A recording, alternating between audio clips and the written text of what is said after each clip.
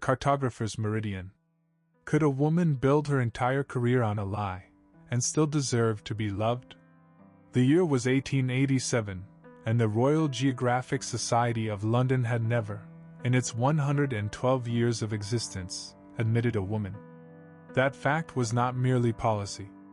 It was architecture, woven into the stone of the building, into the rituals of the lecture hall, into the very grammar of the letters its fellows exchanged. And yet, in the autumn of that year, its most celebrated junior fellow had spent the last 4 months corresponding with a cartographer in Vienna whose maps of the Ottoman interior were so precise, so luminously detailed, that 3 separate expedition teams had requested her work by name. Her name, of course, being the problem. She had signed every letter, every paper, every annotated survey as E. Voss. Initials only? The society assumed, as it always did, that initials meant a man. The cartographer was 31 years old, the daughter of a surveyor who had taught her to read topography before she could read sentences, and she had been hiding inside those 2 letters for 9 years. Not out of shame. Out of strategy. She had learned early that the world would not take her work seriously if it knew her hands had drawn it, so she had made herself invisible inside her craft, and her craft had become brilliant enough to travel without her. The society fellow was 34, a geographer by training and a traveler by compulsion, the second son of a Shropshire family that had expected him to manage their estate and been quietly horrified when he chose instead to spend his 20s mapping river systems in Anatolia. He was known in the society's corridors as exacting, demanding of precision, and constitutionally incapable of accepting work he did not trust. He had praised E. Voss in a lecture to his colleagues. He had called the Vienna maps a kind of genius. He arrived in Vienna in October to commission new work for an upcoming Nile expedition. He expected to meet a scholar. He met her instead, in her studio above a watchmaker's shop, surrounded by drafting tools and stacks of survey notes, ink on her fingers and an expression on her face that told him, in the space of 2 seconds, that she had been expecting this meeting to go badly. She had not planned to deceive him in person. She had planned to tell him immediately. She had rehearsed it. But he walked in already trusting E. Voss, already grateful, and the words she had rehearsed dissolved, and she said only that she was his assistant, managing correspondence while E. Voss traveled. She would pass along his commission. It was the worst decision of her life, and she made it in 3 seconds, and she would spend the next year paying for it.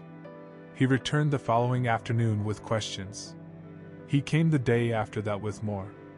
Within a week he was arriving in the mornings with coffee and an argument about river gradient, and she was answering him with the full force of everything she knew, which was considerable, and he was looking at her in a way she had not been looked at before.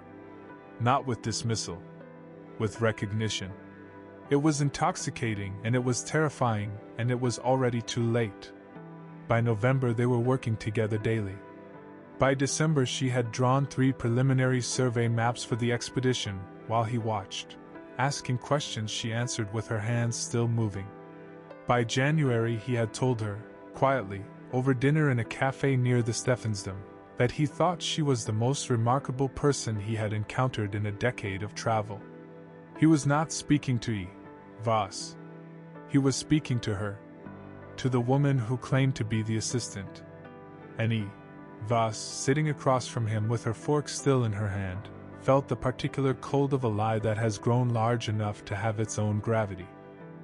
She was afraid of a specific thing, and she had been afraid of it for 9 years, that her work, if attributed to her correctly, would be reclassified. Not dismissed outright, perhaps, but quietly moved from the category of serious contribution to the category of charming accomplishment, the way people spoke of a woman who played piano beautifully, as though beauty were the ceiling of what she could achieve. She had built E. Voss to escape that reclassification, and now E. Voss had become the wall between her and the only person who had ever looked at her work and felt, she suspected, something close to what she felt when she made it.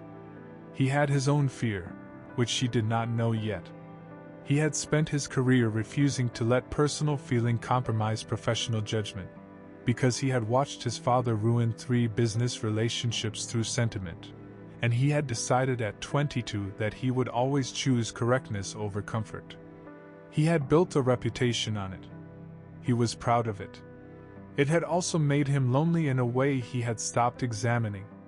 In February, she finally told him. Not because she had gathered courage, but because the expedition timetable had moved forward, because the society was requesting a formal contract with E. Voss, and because continuing the fiction would require her to invent a man and sustain him through correspondence for another 8 months, which she could not do. She told him on a Tuesday afternoon, in the studio, without preamble, because she had learned by then that he responded badly to long introductions. She told him E. Voss was her. Had always been her. That every map he had praised, every technique he had described as innovative, every survey that had sent 3 expedition teams safely through unfamiliar territory, had been drawn by the woman he had been treating as an assistant. He was silent for a long time. When he spoke, he said he needed to think, and he left. She did not hear from him for 9 days, which was, she would later describe to her sister in a letter, the most instructive 9 days of her life, because she discovered during them that she had been waiting, without fully knowing it, for someone to be given the chance to value her honestly and choose to do it. She had constructed E. Voss to protect herself from rejection, and in doing so had made real rejection impossible. She had been safe and she had been alone, and she had confused the 2 states for nearly a decade. He, during those 9 days, was conducting a private reckoning of his own. He was angry, and then he was ashamed of the anger, and then he was angry again. He felt deceived. He also, when he sat down and forced himself to be precise about it, recognized that he had not been deceived about anything that mattered. The work was real. The conversations were real. His response to her mind had been real. What had been deceived was an assumption he had carried without examining it, that E.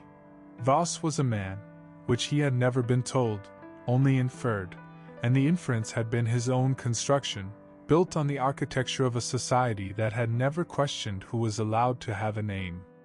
He came back on the 10th day. He asked her 3 questions about the Now survey, technical questions, the kind he would have asked E. Voss. She answered them as E. Voss would have, because she was E. Voss, and he nodded, and then he said, very quietly, that he had spoken to 2 colleagues about the expedition contract, and that if she was willing, he intended to submit it under her full name and to inform the society, formally, of who had produced the Vienna maps. She asked him what he thought would happen. He said he thought there would be resistance, and that the resistance would be overcome, because the work was undeniable and he had spent 2 years building enough credibility within the society to force the question. He said it would be a fight. He said he believed it was a fight worth having. She asked him why. He said because the work deserved to exist with her name on it, and because he thought he might be in love with her, and those 2 things were not separate. She told him that she was grateful, and that she thought she might be in love with him too, and that she was still not sure the society would survive the information. He said that was, in his view, the society's problem.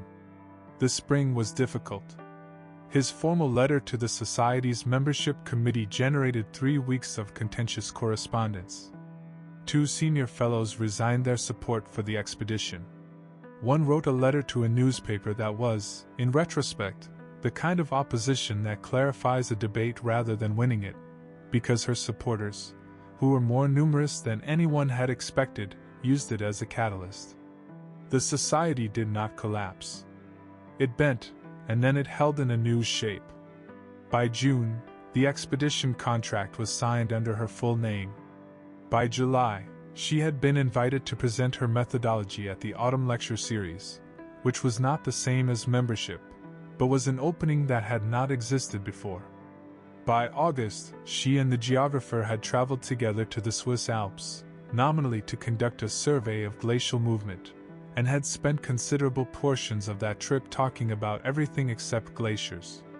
They married in Vienna in the spring of 1889, in the watchmaker's neighborhood, close enough to her studio that she could see the window from the church steps.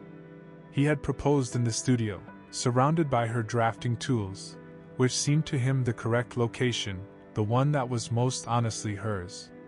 She had accepted immediately, which surprised him slightly, because he had expected her to think about it longer. She told him she had been thinking about it since February. The Nile expedition produced 7 maps, all attributed jointly, all subsequently used by 4 separate geographic organizations across 3 countries. The Society admitted its first female fellow in 1913, 24 years later, a timeline that was not as long as it might have been, partly because the question had been forced, formally and publicly, in 1888, by a geographer from Shropshire and a cartographer from Vienna who had refused, together, to let the answer stay buried under 2 initials. She kept the name E. Voss on her personal correspondence for the rest of her life. Not to hide. Because it had been her first name, the one she had given herself when she was 22 and needed a place to put all the things she knew. She had grown into it, and then she had outgrown it, and then she had married and had a husband who called her by her full name every morning as though it were a kind of ceremony, which, she had come to understand, it was. The maps still exist. Several of them hang in the Society's archive in London, attributed correctly, in an anteroom that was added to the building in 1921, in a wing that was funded partly by an endowment she established before she died, because she believed that rooms matter, and that the architecture of the world is not fixed, and that someone, always, has to be willing to draw the new meridian. Did you enjoy today's story? Stay with me for just a moment. Let me know in the comments, which city are you watching from? Did this message touch you? And if you have ideas for future stories, feel free to share them. Your suggestion could become our next video. Leave a like if this message meant something to you. Subscribe so you don't miss the next videos. If you think someone else would appreciate this message, please share it. And if you'd like to support the channel, take a look at the links in the description. Some are affiliate links, which help us at no extra cost to you. Thank you for being here. See you in the next video.